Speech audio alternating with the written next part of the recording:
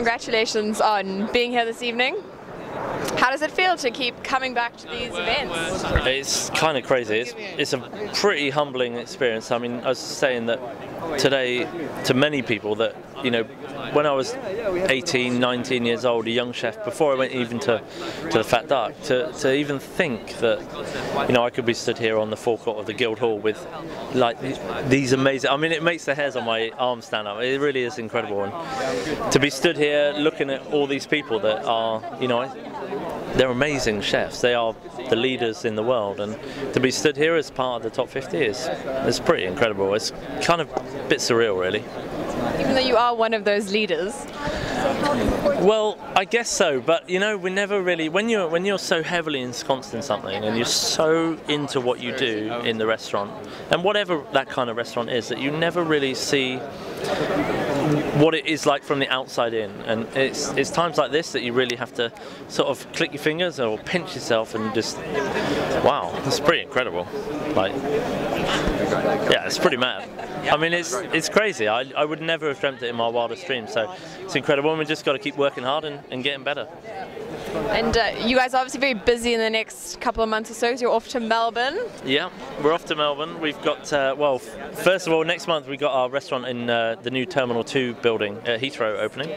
So that's quite busy. We're building Dinner by Heston in Melbourne, and then we're building a Fat Duck with inside the dinner. So both restaurants will be completely different, much different in size. They'll use the same kitchen, but we want people to come to dinner after the Fat Duck, for example, and say, like, where was the Fat Duck? This looks nothing like it. So it's quite a big challenge, but we never fall short of setting ourselves a big ambition, I think. So it keeps you fresh. And why Melbourne? Why not New York? Why not sort of anywhere? Well, over the last couple of years, we looked at many different locations. We did look at New York, for example, but for various boring technical reasons, like unions and God knows what else.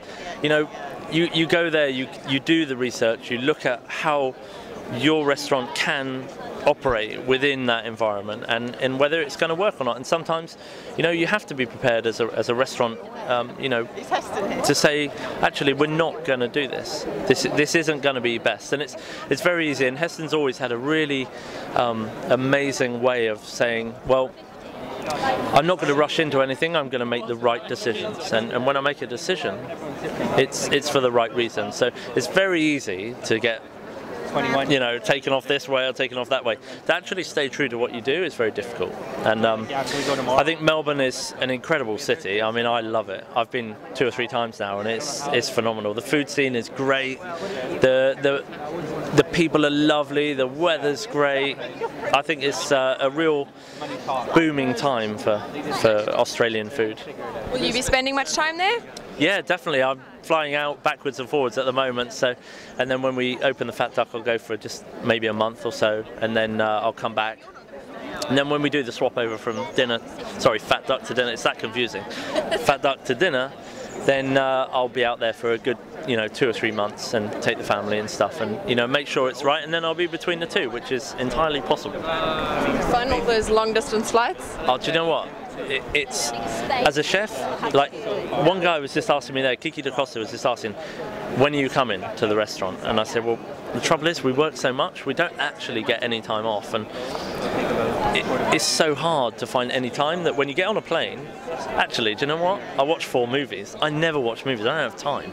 So that, or you just pass out because... Well, just have a couple of glasses of wine and watch a couple of movies, eat some sort of nice food, and you get in there in another country feeling pretty tired, but at the same time you've just had your own time, and that's quite rare, I think. The busier you get, the rarer it gets. And this evening, what are your expectations? Who do you think's good? I always come and I don't expect anything, right? So I think, you know, it's incredible to be on the list.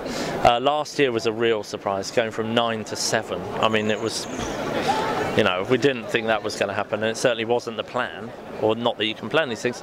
But, you know, we're a big restaurant. We're doing, you know, 160 for dinner, 170, 120 for lunch, nearly 300 people a day, 7 days a week, 365 days a year. It's not 40 or 50 covers doing, you know, it's a different restaurant concept, but I guess that's what makes the list nice and refreshing, that It's completely different. Yeah. Variety. Yeah. Who do you think's going to be number one?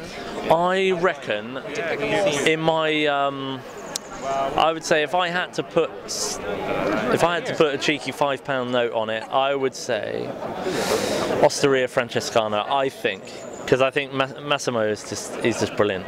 Like he's amazing, and I'd never forget when he came to dinner, you know, and he just got it. He got the whole story, and on a chef level, it was really important. It was quite. I'll never forget it.